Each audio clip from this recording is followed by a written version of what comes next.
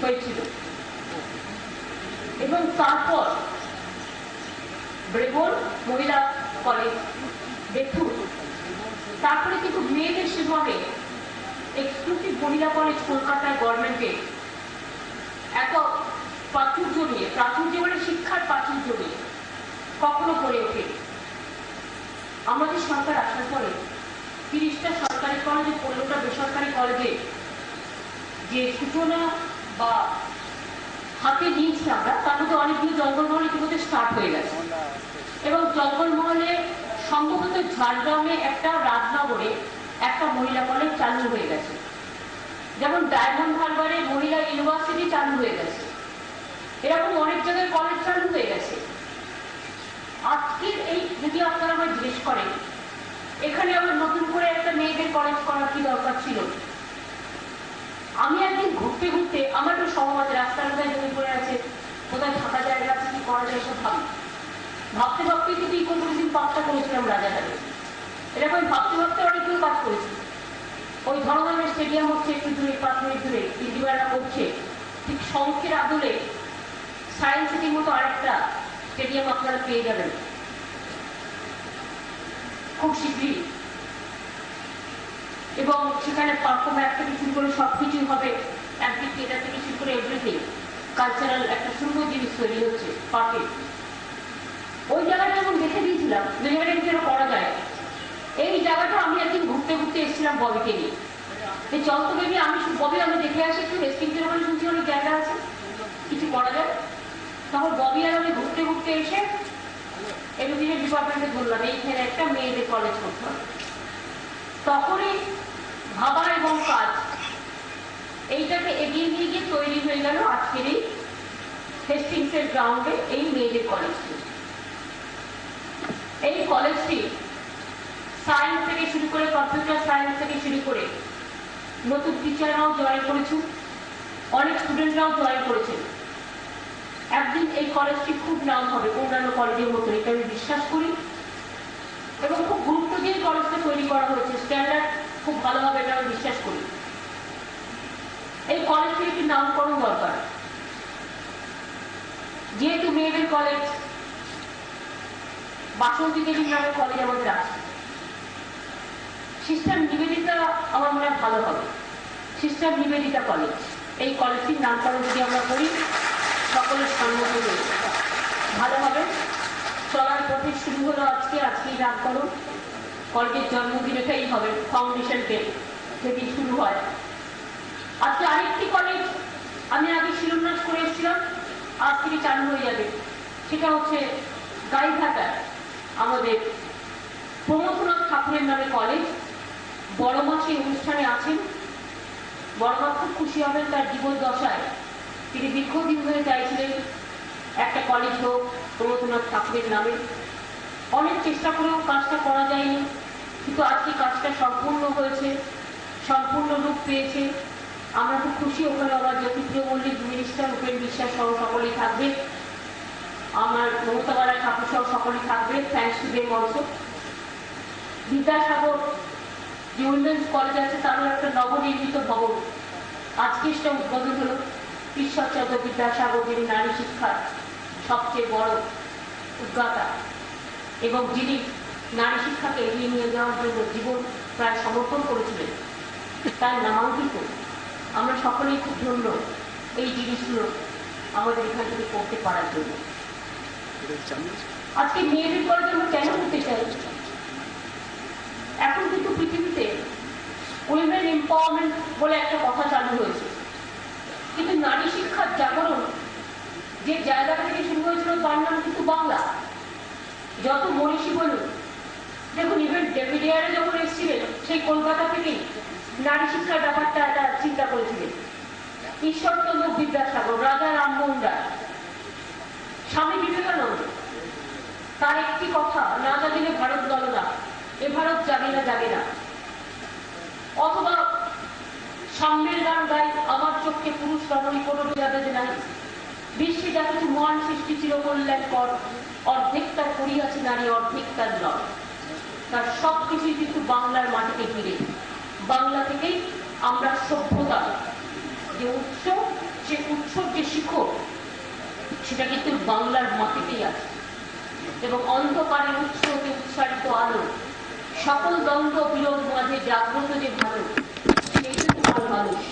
এই সভ্যতা সংস্কৃতি সবকিছু শিক্ষালয়কে ঘিরে গড়ে ওঠে। শিক্ষালয়গুলো আমাদের দেবালয়। শিক্ষায় বাড়ে সভ্যতা, সভ্যতা আনে সংস্কৃতি, সংস্কৃতি আনে চেতনা, চেতনা আনে দর্শন, দর্শন আনে আবেগ, আবেগ থেকে তৈরি হয় বিবেক। এই সব কিছু নিয়ে তৈরি হয় একটা মানবিক পরিবার, একটা সভ্যতা পরিবার, একটা সংস্কৃতির পরিবার। এবং সুন্দর সত্যম শিবম সুন্দরম সব এক জায়গায় এসে মিলিত হয়ে যায়। শিক্ষার কোনো বিকল্প নেই, সংস্কৃতির কোনো বিকল্প নেই, সভ্যতার কোনো বিকল্প নেই। আজকের এই দিনটা সভ্যতার একটি নবজন্মের দিন হিসেবে আরেকটা চিহ্নিত থাকবে বাংলাদেশে। আমরা গর্বিত। আপনাদের এই সুন্দর অনুষ্ঠানে আমার শিক্ষাবিদদের সকলের উপস্থিতিতে আরেকটি কাজ আমরা করতে যাচ্ছি। দিল্লিতে জানবেন কতগুলো জিনিস, দিল্লি ক্যাপিটাল, তাই হয়েছে। আমরা একসময় ক্যাপিটাল ছিলাম, তারপর তো হারিয়ে গেছিলাম। দিল্লিতে একটা হাউস আছে হায়দ্রাবাদ হাউস, অনেকেই নামটা জানি। যত ডিপ্লোম্যাটরা আসে পৃথিবীর বিভিন্ন প্রান্ত থেকে, প্রধানমন্ত্রী বলেন, রাষ্ট্রপতি বলেন, যত সব ডিনার লাঞ্চ থেকে শুরু করে যত ডিপ্লোম্যাটিক মিটিং অ্যারেঞ্জ করেন, সেটা সেখানেই হয়।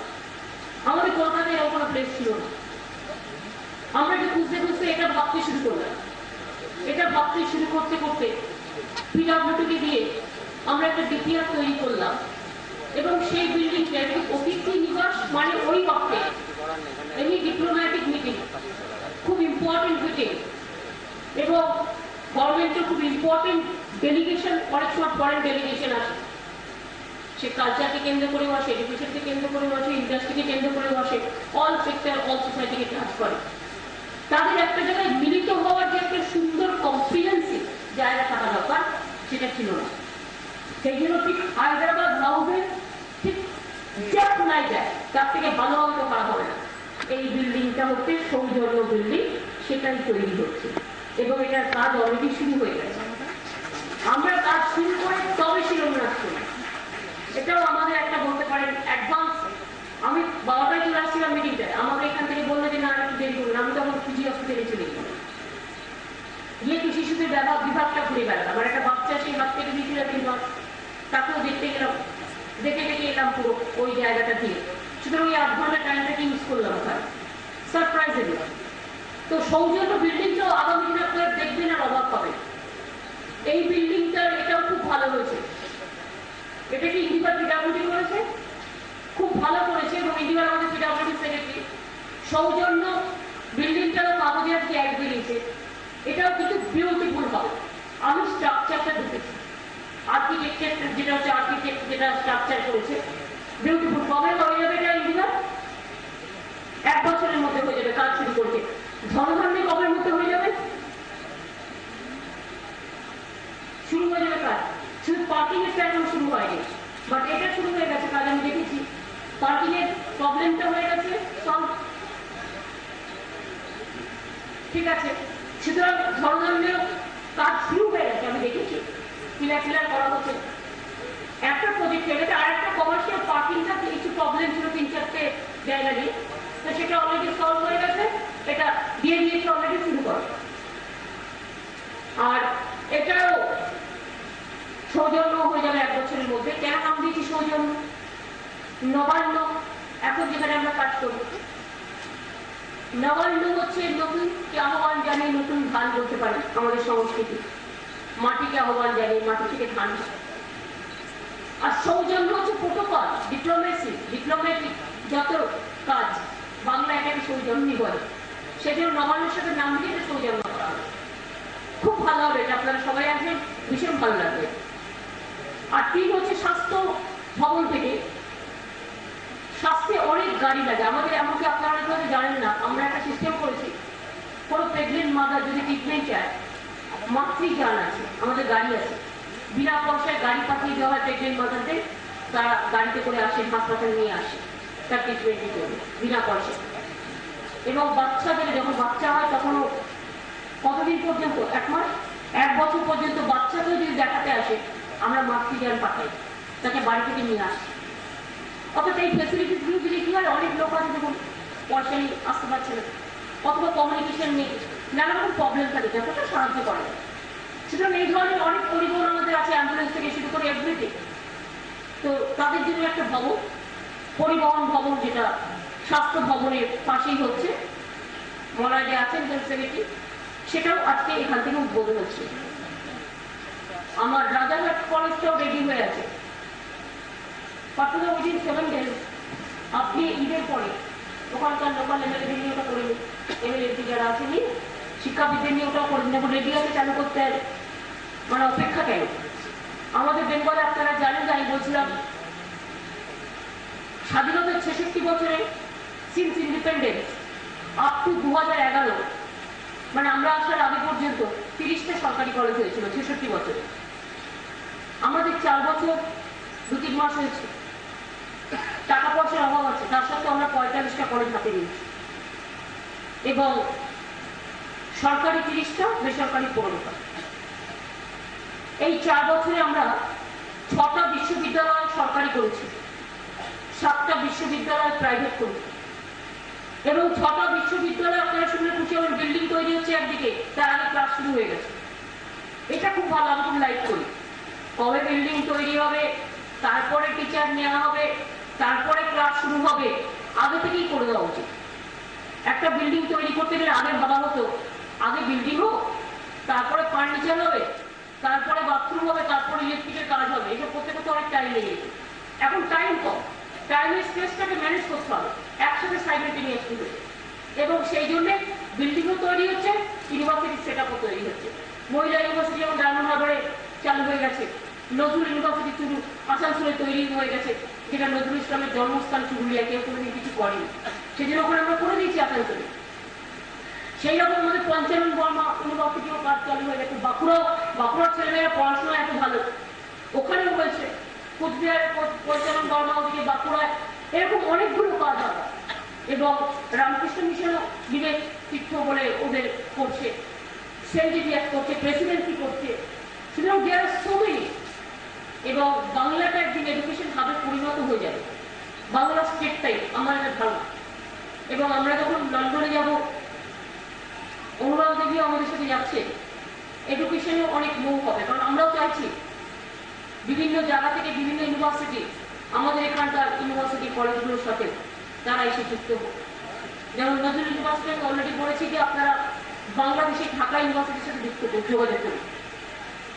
একটা ওখানে রিসার্চ স্টাডি কালচারাল শুরু হয়ে গেছে। সে বঙ্গবন্ধু মুজিবুর রহমানের নামে আমরা একটা চেয়ার চালু করে দিয়েছি অলরেডি মার্চ মাস থেকে কলকাতা বিশ্ববিদ্যালয়ে।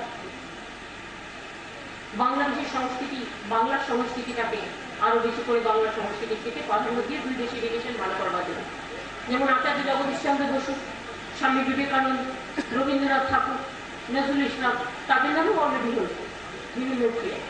সুতরাং এবং ইকবালের নামে আমরা চেয়ার করে দিলাম, সারে যারা সে আচ্ছা হিন্দুস্তান আমার আলিয়া ইউনিভার্সিটি। সুতরাং যত কাজ বাড়বে, ইনফ্রাস্ট্রাকচার বাড়বে, এমপ্লয়মেন্ট হবে, যত এমপ্লয়মেন্ট হবে, স্টুডেন্ট বাড়বে, পড়াশোনার সুযোগ বাড়বে, ছেলেমেয়েরা আরো ভালো করে পড়াশোনা করুক, বিভিন্ন সাবজেক্ট নতুন করে তৈরি হোক, বিভিন্ন আইটিআই তৈরি হচ্ছে, পলিটেকনিক কলেজ তৈরি হচ্ছে। আগামী যখন শুনেছিলাম দেখতাম একটাই আইটিআই কলেজ গড়িয়াহাটে, এখন প্রস্তাব নেওয়া হয়েছে প্রত্যেকটা ব্লকে একটা করে আইটিআই, এবং প্রত্যেকটা পলিটেকনিক কলেজ একটা করে সাব ডিভিশনে। আমাদের সরকার ইতিমধ্যে 75টা তৈরি করে ফেলেছে, ক্লাসও শুরু হয়ে গেছে, আরো 100 কতগুলো হাতে আছে, সেটাও করে ফেলবো এই বছরের মধ্যে। তারপর বিকশিত করেছে, আমাদের উচ্ছ্বাসিত করেছে, আমাদের পল্লবিত করেছে, আমাদের সুরভিত করেছে, আমাদের সুশোভিত করেছে, আমাদের বিকশিত করেছে, আমাদের আপ্লুত করেছে। আপনাদের সকলকে অন্তরের শ্রদ্ধার্ঘ জানাই, আর জানাই সকলকে শিক্ষাবিদদের সকলেই সবসময় কর্তব্য, তাদের সকলকে জানাই অন্তরের শ্রদ্ধার্ঘ এবং প্রণাম। কিছু ছোট্ট শিশু সাথী আমার আসছে, আমি দেখতে পাচ্ছি, চলে এসো তোমার সামনে, এদিকে চলে এসো, বাচ্চারা চলে এসো।